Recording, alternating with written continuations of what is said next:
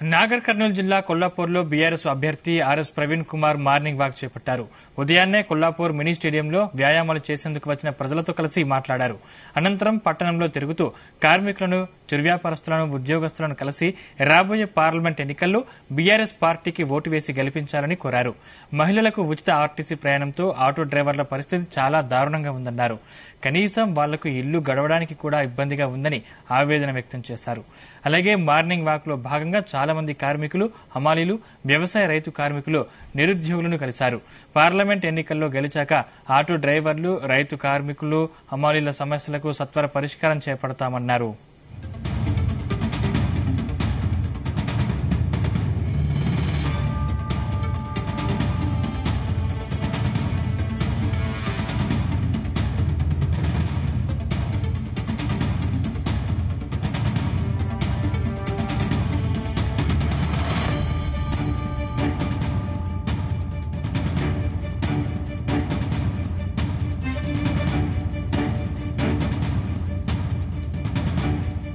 నాగర్ కర్నూలు జిల్లా కొల్లాపూర్లో బీఆర్ఎస్ అభ్యర్థి RS Praveen Kumar morning walk చేపట్టారు. ఉదయాన్నే కొల్లాపూర్ మినీ స్టేడియంలో వ్యాయామాలు చేసేందుకు వచ్చిన ప్రజలతో కలిసి మాట్లాడారు.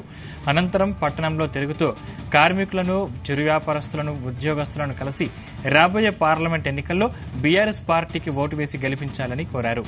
మహిళలకు ఉచిత ఆర్టీసీ ప్రయాణంతో ఆటో డ్రైవర్ల పరిస్థితి చాలా దారుణంగా ఉందన్నారు. కనీసం వాళ్లకు ఇల్లు గడవడానికి కూడా ఇబ్బందిగా ఉందని ఆవేదన వ్యక్తం చేశారు. అలాగే మార్నింగ్ వాక్ లో భాగంగా చాలా మంది కార్మికులు, హమాలీలు, వ్యవసాయ రైతు కార్మికులు, నిరుద్యోగులను కలిశారు.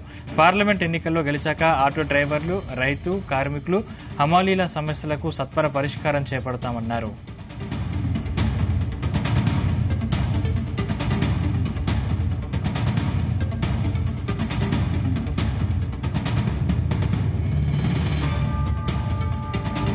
మరి నాకు ప్రతిరోజు కూడా 5 నుంచి 10 కిలోమీటర్లు నడవడం లేదా పరిగెత్తడం అలవాటు అండి. నా దినచర్యలో భాగంగా ఈరోజు మరి కొల్లాపూరు నా మిత్రులతోని, ప్రజలతోని, వాళ్ళందరితో కలిసి నడవాలనుకున్నాను. ఈరోజు మార్నింగ్ వాక్ కొల్లాపూర్ రావడం జరిగింది.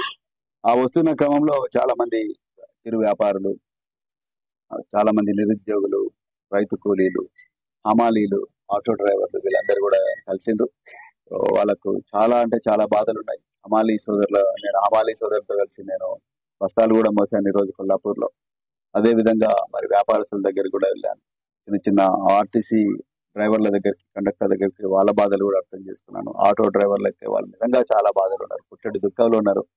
సో వీళ్ళందరి సమస్యలు ఏ విధంగా తీర్చాలనే విషయం మీద చాలా లోతైన చర్చ చేయడం జరిగింది. రాబోయే రోజుల్లో ఈ ప్రాంత ప్రజలు నన్ను ఎంపీగా గెలిపించిన తర్వాత తప్పకుండా వాళ్లకు జీవితాంతం రుణపడి ఉంటా. వాళ్ళ సమస్యలను సత్వరమే పరిష్కరిస్తాను.